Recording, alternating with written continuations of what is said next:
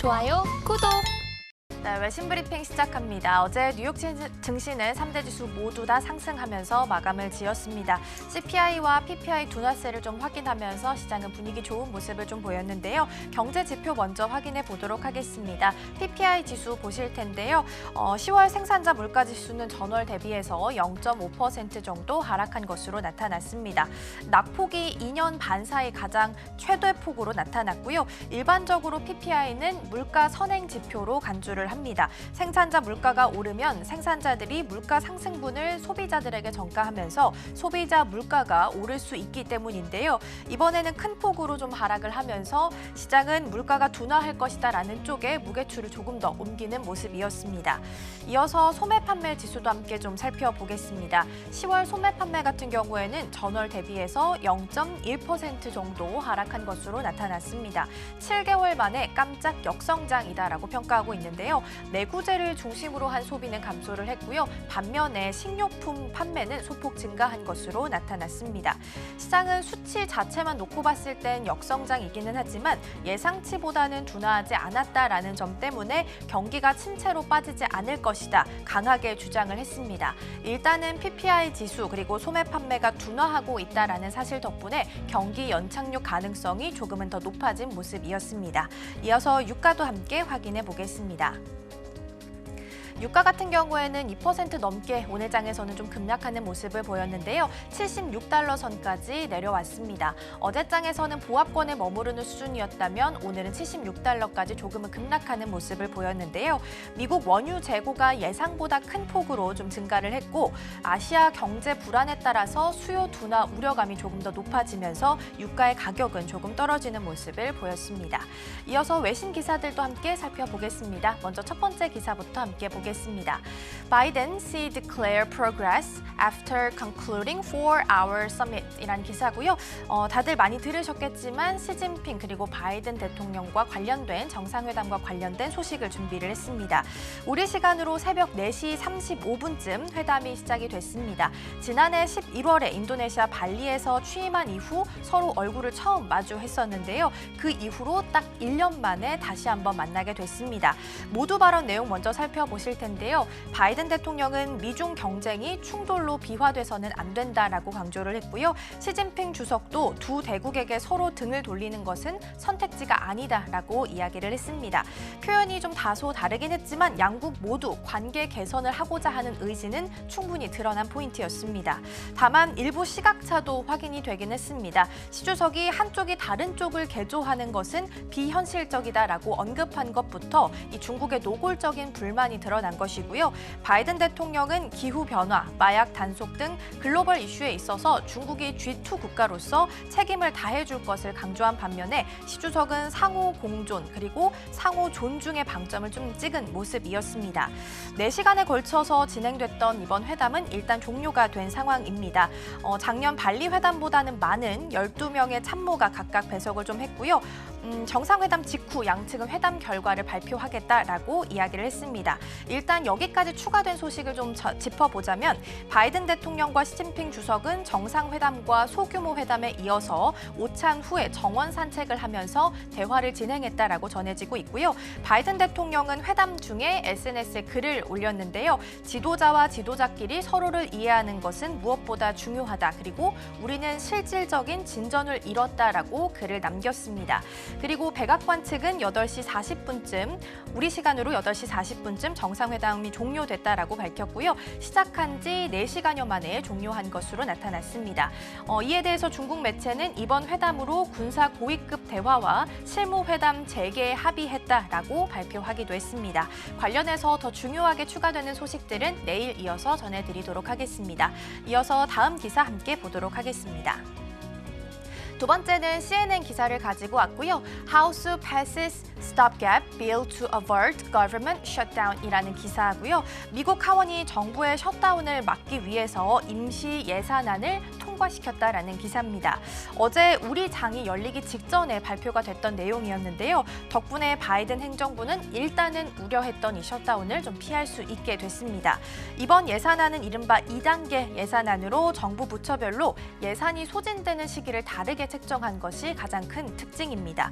교통이나 농업, 에너지 등은 내년 1월 19일까지고요. 국방이나 법무부 등은 내년 2월 2일까지로 지정이 됐습니다. 예산 연장의 내용이 현재 담겨 있고요. 다만 말씀드렸다시피 이스라엘과 우크라이나의 전쟁 지원에 대한 내용은 현재 빠져 있는 상황입니다. 사실 처음에는 공화당 내 초강경파 모임이다라고 불리는 프리덤 코커스 소속 의원들이 반대 의사를 표명을 하면서 셧다운이 다시 한번 오는 것은 아닌가 우려하는 모습이 좀 보였는데요. 하지만 막판에 민주당이 공개 지지 의사를 표명을 했습니다. 실제로 찬성표 336표 중에서 209표가 민주당의 표로 나타났습니다. 하원에서 임시 예산안이 가결된 이후 일단은 상원으로 송부가 된 상태고요. 상원에서도 통과된 뒤에 바이든 대통령이 서명에 공포하면 예산안은 계속해서 발효가 됩니다. 즉 이렇게 흘러만 간다면 일단 17일 이후 우려했던 셧다운 사태는 모면할 가능성이 높은 상태입니다. 다만 여전히 반쪽짜리 예산안이라는 점은 여전히 부담인 상황인데요. 예산안에 적혀있던 1월과 2월 사이에 다시 한번 이 예산안 문제가 해결될 수 있을지 이 부분 함께 체크하셔야겠습니다. 계속해서 섹터별 움직임 함께 보도록 하겠습니다. 네, 11개 섹터의 움직임 함께 보실 텐데요. 에너지 섹터 그리고 유틸리티 섹터가 가장 큰 폭의 상승률을 좀 보였습니다. 반면 필수 소비재나 금융 섹터 같은 경우에는 상승폭이 좀 다소 제한되는 모습을 보였습니다.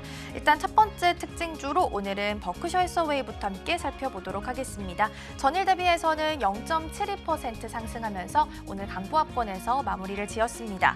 투자의 달인 워렌 버핏이 이끄는 버크셔 해서웨이는 지난 3분기에 70억 달러 한화로 약 9조 1천억 원 상당의 주식을 매각하면서 주식 투자 비중을 줄인 것으로 나타났습니다. 비중을 줄인 종목들도 함께 살펴볼 텐데요. 일단 먼저 게임 업체인 액티비전이 있습니다. 매각 시기는 액티비전과 마이크로소프트의 이 합병이 완료됐던 10월 이전에 이뤄진 것으로 나타났고요. 다음으로는 완성차 업체 GM도 있었고요. 그리고 HP의 일부 지분도 매각한 것으로 나타났습니다. 이렇게 해서 총 7개 기업의 주식 지분을 좀 매각한 것으로 정리됐다라고 발표를 했고요. 버크셔는 올해 1월부터 9월까지 약 236억 달러 주식 매각 대금으로 회수를 했습니다. 이런 자금은 대부분 일단 단기 국채 투자금으로 들어가게 됐는데요. 그래서 현재 보유하고 있는 현금 보유액은 1,580억 달러 정도로 전망이 되고 있습니다. 버크셔 해서웨이 같은 경우에는 올해 초에도 대만의 정치적 리스크를 좀 우려하면서 TSMC 주식도 매각한 바가 있는데요. 사실 워렌 버핏은 주식 투자에 있어서 장기 보유 원칙을 좀 주장하는 인물입니다. 그렇기 때문에 이번에도 이 전략이 깨졌다라고 볼 수 있을 것 같고요. 아무래도 워렌 버핏이 전 세계적으로 투자의 달인으로 또 칭송받고 있다 보니까 이번 주식 매각이 투자자들에게도 적지 않은 영향을 끼칠 것으로 보입니다. 투자하실 때 이 부분 함께 참고하시면 좋겠습니다. 이어서 스타벅스 함께 보도록 하겠습니다. 네, 오늘 스타벅스의 움직임도 함께 보실 텐데요. 스타벅스 같은 경우에는 전일 대비해서 0.41% 상승하면서 오늘 종가를 형성했습니다. 스타벅스 노동조합에 가입한 바리스타들이 이번 주에 사상 최대 규모의 파업을 진행하겠다라고 발표했습니다. 현지 시간으로 16일 미국 지점 곳곳에서 수천 명의 직원들이 파업에 동참하기로 했는데요. 노조 측에서는 프로모션 기간 동안 직원 배정이나 혹은 일정 조율을 사측과 함께 해야 하는데 사측이 이런 협상을 불법적으로 거부했다라는 점이 이번 파업의 이유입니다. 반면 스타벅스 측은 공정한 협상을 거부하는 것은 오히려 노조 측이다라면서 반박하고 있는데요. 일단 예정되어 있는 현지 시간 16일에는 이벤트 판촉인 레드컵 데이를 실시하는 날입니다. 홀리데이를 테마로 한 재사용 가능한 컵을 나눠주는 인기 판촉 이벤트인데요. 하지만 이날 직원들이 파업에 나서게 되면서 이벤트 진행에도 다소 어려움이 있을 것으로 전망됩니다. 되고 있습니다. 스타벅스는 3분기에 호실적을 발표를 하면서 주가가 계속해서 100달러 선을 탈환하며 이 부분에서 움직이고 있는 상황입니다.